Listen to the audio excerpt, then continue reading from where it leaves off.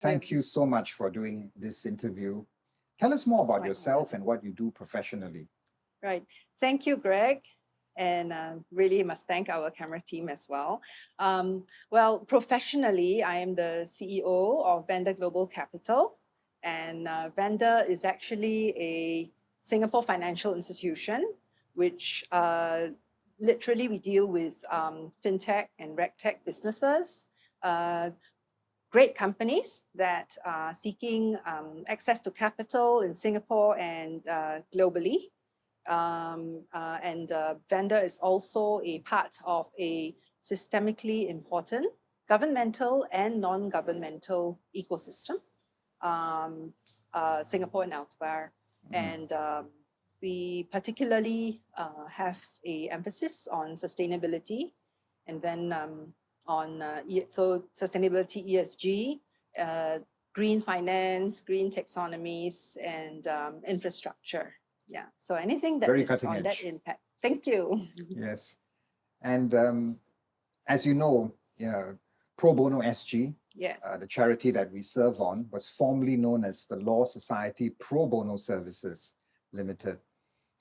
When did you first learn about Law Society Pro Bono Services?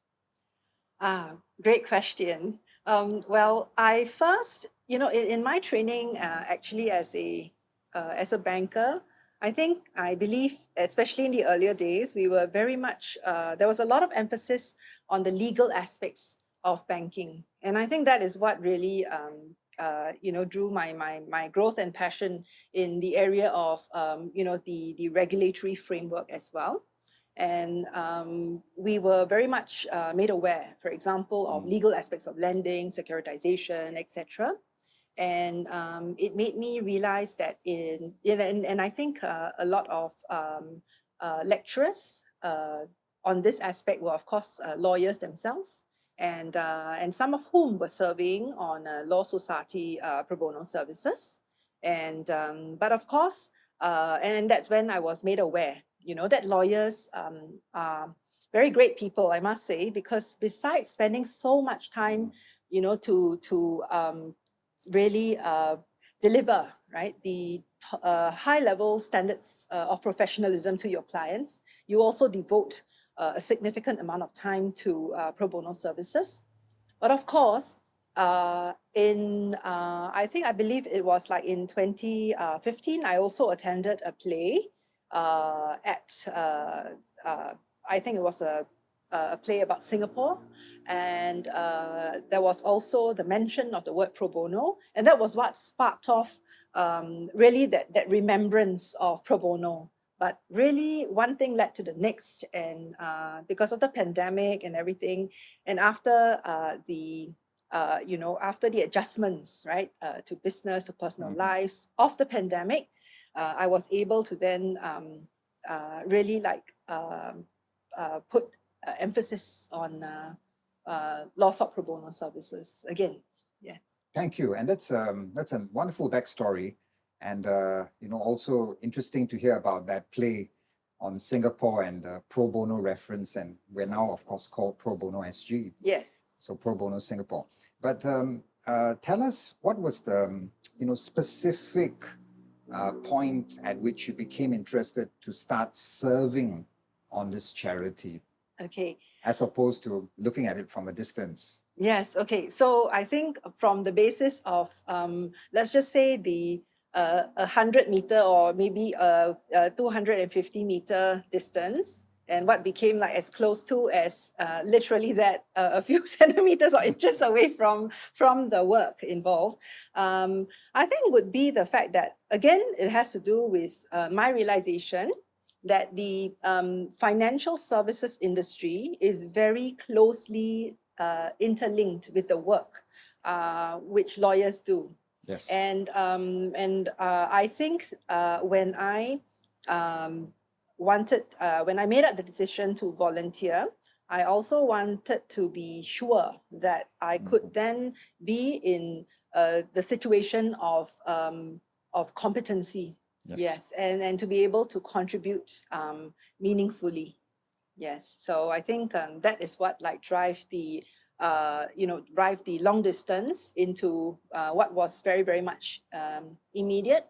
And right now we have literally that, a wonderful team under you, Greg, as chairman, and the wonderful relay team that we are passing on the baton, very swiftly.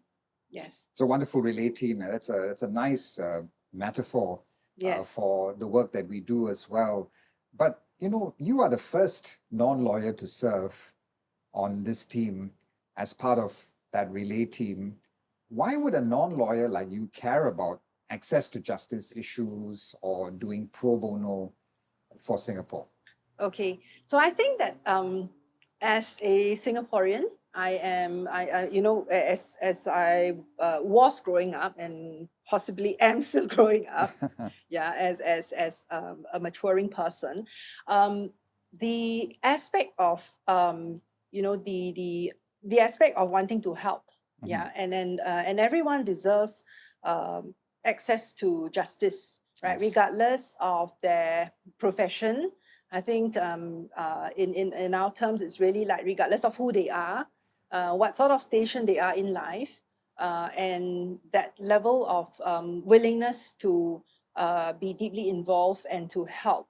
So I think that if I weren't a banker, so if I was in another profession or another industry, if I had developed that chance of the competencies that I feel are necessary in order to serve, I would have done the same. Yes. Thank you. That's very, very rich and insightful in terms of the background of your involvement with our charity. Yes. And very much one of the rare roses among the thorns. Thank you. But to some extent also, in a way, you have your own skill sets and giftings that you can also bring to bear, and perhaps you can share with us, what are those skill sets in your own discernment and giftings that you think could value add to this team?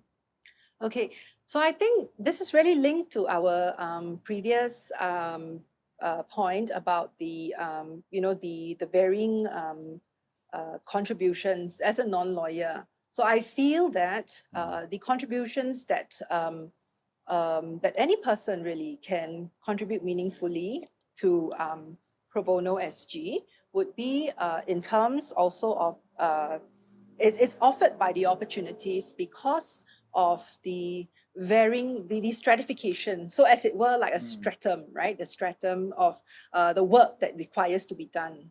So lawyers do what they do best, which is to help those in need directly. And then for persons like myself, I would then be able to look at areas which I have been then trained in. For example, that there will be to support the board's vision on finance and investment. I think other areas would be areas of compliance, governance, crisis management. And because of the fast pace, right, in which my company vendor is actually involved in, which is on digitalization and digitization, that awareness can also then be built onto. And I know I'm deeply aware that actually the Pro Bono SG already has embarked on a very high level of digitalization and digitization. Accolades to yourselves, right? Or now ourselves, because but I'm actually yourselves, because I wasn't there before that. And especially during the pandemic, when online delivery, right, of help and services would not have been possible, really, without digitalization and digitization, and that's accolades to yourselves. And I think one other area of passion for myself, and which I hope to contribute towards, is learning from my service with serving on the boards of universities as well. So that level of technology or innovation in the deliverance of legal education. Yes. So I think these are like just some of the aspects. Yeah. Yes. Wow. It does look like a variety of skill sets and giftings that could help in a number of ways that complement what the lawyers can bring to the mix.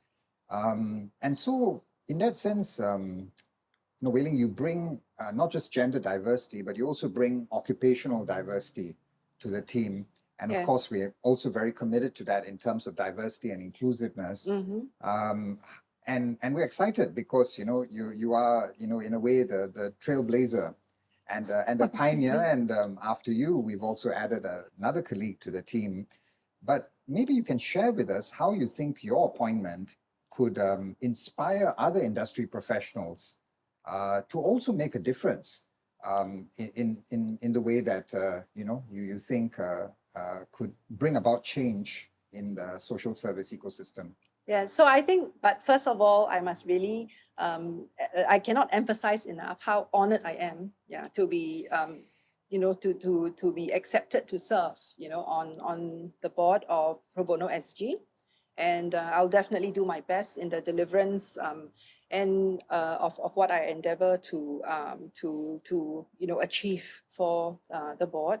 I think for professionals who are not from the legal industry, there are many, many ways which they can actually contribute directly and indirectly. I think really top of mind really where it is, if they don't really have, for example, the expense of time because they travel a lot, then I think we would have certain programs that require certain levels of capital raising, fundraising, that they can then contribute. And of course, hopefully we can develop, a level of a program where they are able to, set aside a certain contribution that's on a monetary basis consistently. Yeah, so that, and that's of course subject to their willingness to do so. And it's good for all. Now, the other way really is that I think just picture the help that the pro bono lawyers are actually rendering from the viewpoint of the person who requires help, right through to the lawyer or lawyers actually rendering help.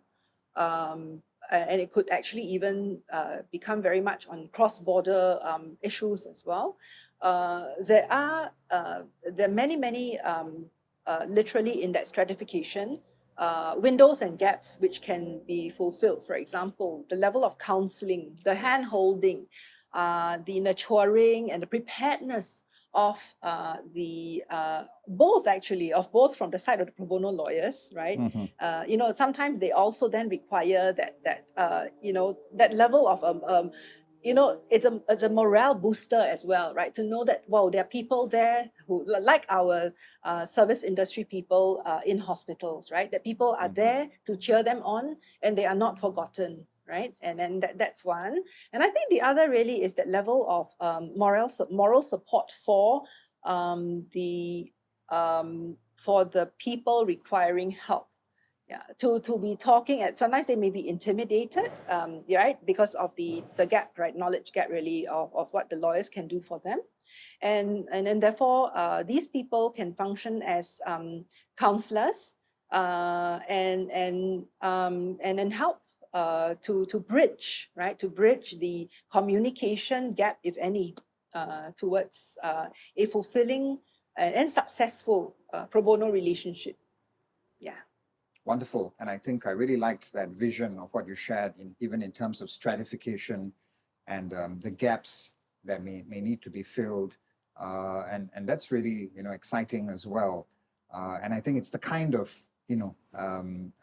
thought leadership that we need to have in our Pro Bono SG team. And so moving to something else, Wei Ling, I think you were there for our Just Duet concert. I think that was probably your first event for Pro Bono SG, then known as Law Society Pro Bono Services. Of course, we made the announcement about the change of name then. And maybe you can share with us your impressions of that event. And, since that was your maiden voyage. Yes, my maiden voyage. I think nothing short of words like fantastic Yes. and really wow with like capital letters and many exclamation marks, right? I think that I was really overawed because I never expected that lawyers and members of society from all walks of life could come together and get together to present an event, right? A concert, literally, for the greater good of society, and that's access to justice. I was overawed also by the standards, the high delivery standards of all those who perform, and that includes you as well, Greg. Yeah, and of course, it's quite an eye opener because Yes. I think even the minister in support, Edwin, right? He was also very much himself, right? He was on stage singing and At ease, and natural. yes, at ease, natural, and I think even on the after concert reception, I think it was a very open conversation. It was not a I wouldn't call it a no holds barred, but it is much more a very constructive, open-hearted, and a and almost a the next level of vision, right, for what we all can achieve together. And I think I must say that I am very impressed by Law Society Pro Bono Services in the way that it has actually amalgamated people from all walks of life, people from all varying professions, right, to be together in literally one room, that's a concert hall, and for a singular cause, yeah, and the furtherance of that cause as well. Hearing lawyers sing. Yes, hearing lawyers sing, yeah, multi-talented, I must say, Yes. yeah. Thank you for that. And of course, we've had a runway, and we've had some time to build, and we're not going to rest on laurels. We have a vision even for the future. Yes. And part of that being on the board of Pro Bono SG. How do you think your own personal strengths and giftings could be brought to bear on that vision for the future for Pro Bono SG? Yes, I think one of the things which I've learned in life is to be quite humble. But okay, if I were to be able to address my strengths and what are maybe things which I have been blessed with, right? The gifts that I've been blessed with, I think that I will look at it that it is the ability to be able to be hopefully the translation and the execution of the vision of the board, right, led by yourself, and then through to the operationalization, Yes. right, as well as the delivery of the vision. So there's that vision, that main vision, and there's so many subpoints that require attendance, right, to be attended to. And I think this is actually important, right? Yes. Because you may have, or any institution may have a great vision, but if the operationalization and execution fails, then it is almost a systemic failure on the entire institution. Yes. Now, so I hope to be that, that vessel where I can actually assist in that manner, right, be on the ground and to be able to assist, linking different aspects and parts. Yeah. So again, on the basis of thinking in terms like a matrix, yeah, different aspects all add up to one, right? The vision, the great vision. And I think the other is the ability to think. So I think my cognizance across industries hopefully will allow for well, I would term it as perhaps, I think, the economy of time. Yes. And the economy of financials, as it is, finances, in the deliverance of whichever aspect of that vision is. Yes, so I think that hopefully a level of straight thinking would be able to allow for. It is already, of course, really Yes. very, very well, really well if I could use the word well-oiled institution, but I think my own level of contribution would be into that, especially for any new initiatives which the board may be, envisioning along the way. Yes. Thank you very much for that. I mean, we are very blessed to have someone of your gifts and talents I am serving deeply together honored. Yes, with us. I am happy, and And yes. yeah, and I think the team, and you've seen it already in terms of board meetings and your interactions with management and colleagues on staff, how it's really about the combination of good heads, good hearts Yes. brought to bear. And very glad that you bring your good head and good heart Thank you. into the mix as well. Yes. But we also hope that for you, Wei Ling, that by the time you finish your season with us, you would have also grown in this journey professionally and as a person.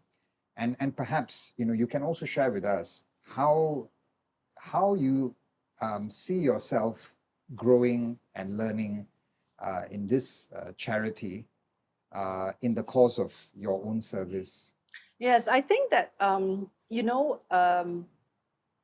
literally that I never looked back from the moment I said I would commit to the charity, and the ability to really imbibe into the culture, as I said, and I'm deeply honored to really also, and I feel very fortunate to be able to learn from great lawyers like yourself, right? And how you are able to then interact, and of course with the management as well, people like Tongi who can interact with practically the two of you. I think are pillars of exemplary pillars actually of what being successful is, and also on that basis the ability to contribute, but not in a in this like, oh, look at me, I'm who I am, and that kind of which we find a lot, unfortunately, sometimes in the world, right, in this world. I think that in learning to become also a active listener, so this is something I consciously want to build, because I think in being an active listener, you are able to one is able to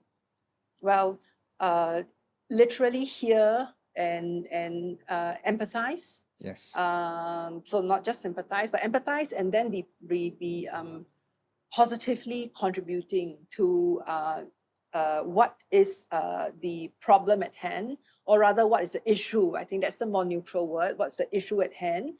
And then to really proliferate solutions and options without being overbearing. Yeah, and I think getting people to open up.